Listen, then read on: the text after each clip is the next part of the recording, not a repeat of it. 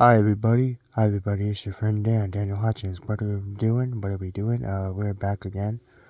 As you see, we're laying on the floor in front of my bed right now, and we're just hanging out. We just got off a quick 9:30 check-in with my brother Ryan. What are we gonna be doing? Well, I am glad you asked because we were playing a little bit of Dig Dug, but we're gonna change that and go back. So we're playing a little bit of Dig Dug for a little bit. I'll go back to playing Dig Dug later. But yeah, I know you guys were asking me about whether or not you wanted me to do the Christmas and what I got for Christmas video. Well, I got some bad news for you. I'm not doing it. I'm going on strike. I'm not doing it. I'm not doing what I got for Christmas video because too many of you don't seem to care. And also, there's not any comic books. Or should we say, there's not any comic books that I can really show. So, because there's not really any comic books that I can talk about or show, that is why the video was canceled. Because the comic books did not come in a mass majority of the list of the things I did ask for Christmas, I ended up getting stuff that wasn't comic book related, and due to the fact I got stuff that's not comic book related, that is why the video was canceled. You don't make the rules, I make the rules. So, remember that. Alright, we're going over to our friends on. We're going to go to the Bing search engine. And what are we going to do? Well, oh yeah, I was on Facebook the last time I was on the internet. So what are we going to do? We're going to go over to our friend comic book resources. Not CBRE. Comic book resources, you dumbass. Comic book resources. Comic book resources. Not CBRE. Comic book resources. Yeah, get it right, assholes. Comic book resources. Not comic booky. Comic book resources. Okay. You want to know what's going on in the comic book universe? Well, that's a good question. Did you guys know? You want to know what's going on in the comic book universe, right? I thought so. So, did you guys know that there was a novel that was oftentimes forgotten that was from the Lord of the Rings? Yes, the Lord of the Rings. And no, I'm not talking about that new movie that's out. No. There's a novel that is oftentimes forgotten. There is a novel from the Lord of the Rings that was oftentimes forgotten. And what was it called? The long lost forgotten Lord of the Rings novel, and how it was back in the day. The Broken Sword is what the topic is. The Broken Sword. The Broken Sword is a high fantasy epic that follows mythology and for plenty of the parallels to the Lord of the Rings. The novel is very ripe for it really is something that most people don't even know existed. But it happened. But adaptations of the currency driving current Hollywood today, given that Hollywood is mostly full of snobs and stupid people, the fact is, For decades, the industry goes in cycles, recently in comic books, and right now Hollywood is hurting, and right now comic books are hurting, so we need to find a way to balance them both, and bring them back to balance. Just like Thanos said, we gotta bring balance! But again, since movie makers are telling stories from the screen to the pages to be ultimate influencers, but that's not right because we are the ultimate influencers. We, the fans, are the ultimate influence. Hollywood ain't influencing no one. It's us, the fans, who are influenced by our stuff. Okay, but particularly cinematic experiences just like the Game of Thrones and Chronicles of Narnia, there also comes The Lord of the Rings. And I'm no stranger to The Lord of the Rings, and neither should you, because there's a true novel that has simply forgotten about, that talks about something from The Lord of the Rings. And it's basically based off what we say. It's basically based off mythology.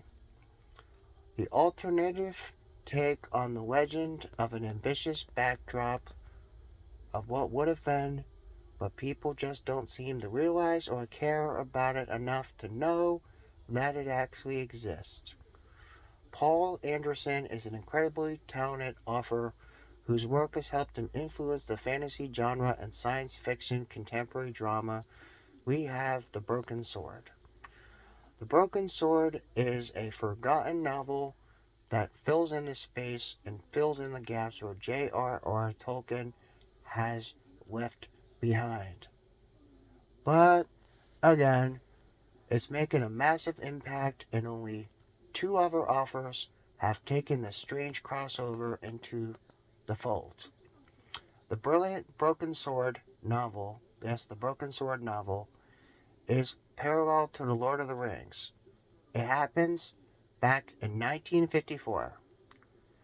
And that is actually when the Fellowship of the Ring was also first launched, back in 1954. And the challenge in the market, perhaps, is why this beautiful story is gone underneath the radar from the mainstream for so long, because nobody knew what it was. Nobody knew what it was. So the Broken Sword was blown out of the water on the debut and is a little lost into history. Yep.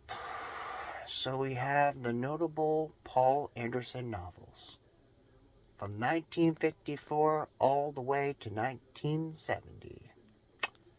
We have as followed: Brainwave, Traitor to the Stars, High Crusades, Traitor to the Stars, Corridors of Time, and Tie Zero. The genius behind the Broken Sword is that he managed to bring together familiar narrative to the original premise of The Lord of the Rings, also tying in with classic storytelling, and most important of all, it talks about Norse mythology. And no, we're not talking about Thor. No, we're not talking about Odin. No, we're not talking about Loki. No, we're not talking about Frigga.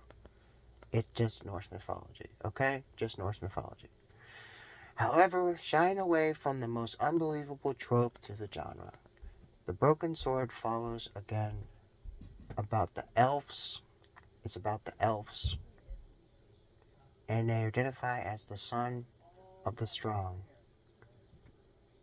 And again, yes, they have to convince to mend the sword, because the Broken Sword is the title, and so they have to convince them to fix it.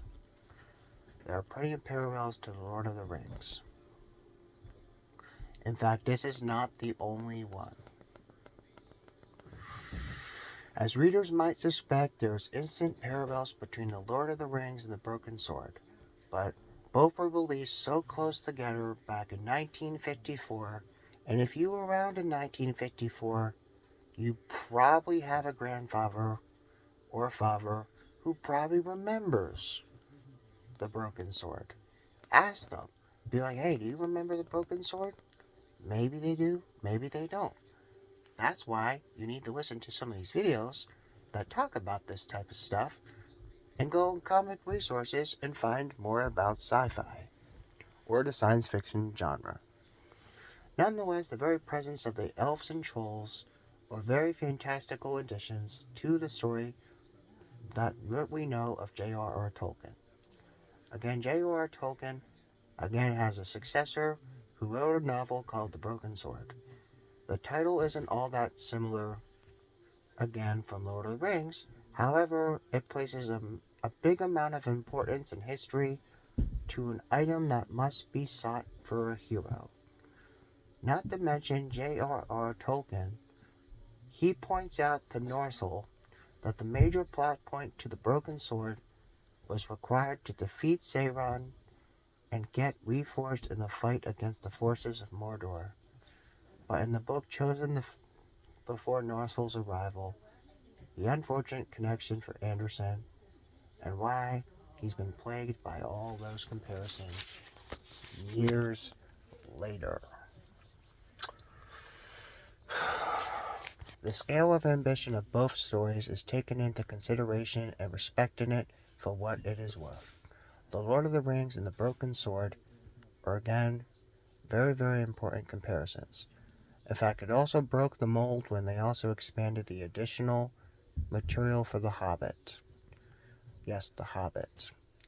And the great wars between rival factions of the Middle Earth and what the human has been caught up to struggle in the adds to the picture being painted in two distant stories strangely drawn together as one.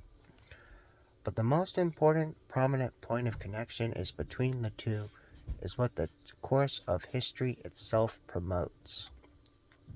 Much to like Narnia, The Lord of the Rings and the Broken Sword pull from religious texts of the Bible, just like Christianity and folklore and fables. Tolkien is also taken on some paganism and also some of the British legends, while also intrigued by Norse mythology.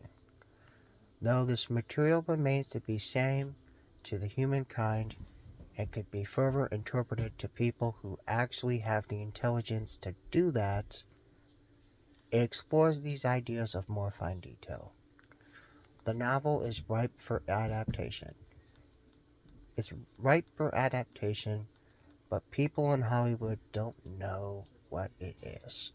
And if they did, they probably wouldn't know what to do with it because they'd be too overwhelmed to rival that was already made. So, I'll see you later.